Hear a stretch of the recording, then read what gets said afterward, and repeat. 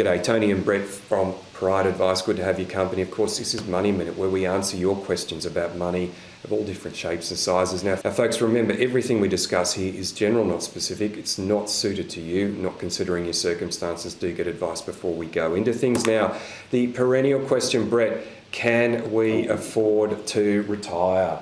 Now, what is the answer here? What is the premise on which someone might be able to consider whether they can afford to retire? I always say it depends. Yep. It's a very tricky thing. I mean, how much you're thinking you need to spend and for how long you need to spend it. Yep. We've got the calculations. We can work out a lump sum equivalent, but it depends on whether what you're wanting to do. People are generally more active in the first decade than the second. Of course. And whether you're going to work part-time, whether you need to have saved stuff, whether you're going to be completely self-funded, whether you've got investment properties with rentals coming in, all of that stuff. So it depends on the composition of your assets, but is there a guideline out there about how much it costs to live? What's a comfortable retirement? What's a basic retirement? There is. I mean, ASFA talk about, every year they reproduce this thing, and it's about what a comfortable living standard is going to be. So that's the ASFA retirement standard, isn't it? That's ASFA. Yes, for sure. Yep. And look, it's a really good document. It's a starting point, and when I've shown clients this, I mean, it does have, I think one of the things that clients said once, we spend way more than that on alcohol. It's an average.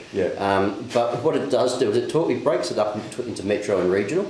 And there's smoking, there's all of these things in there.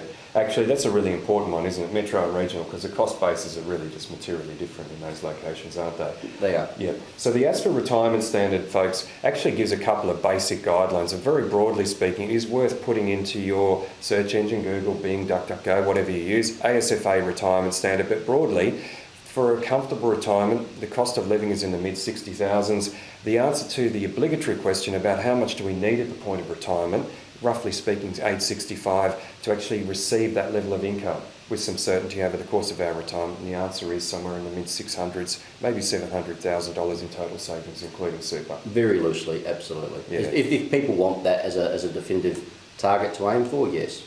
But as you start spending your money, you're going to at some stage later in life pick up some age pension as well. Yeah, and that's what the whole thing's based on, and that's actually where advice and projections and a lot of the work we do with our clients about answering the obligatory question, which is, are we going to make it financially? That's so important, and a lot of that work can actually be done through the advice process. It's actually really funny, isn't it? When you see a client they're 60 and they say, look, at the age of 75, we'll take a reduction, we're happy with that.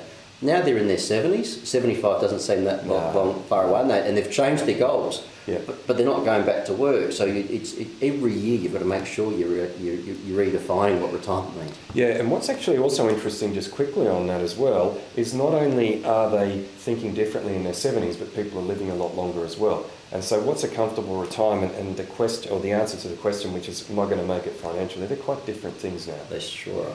Absolutely. So folks, hope you find that interesting. That is today's Money Minute. Brett and Tony from Pride Advice. We will see you again very soon. Bye for now.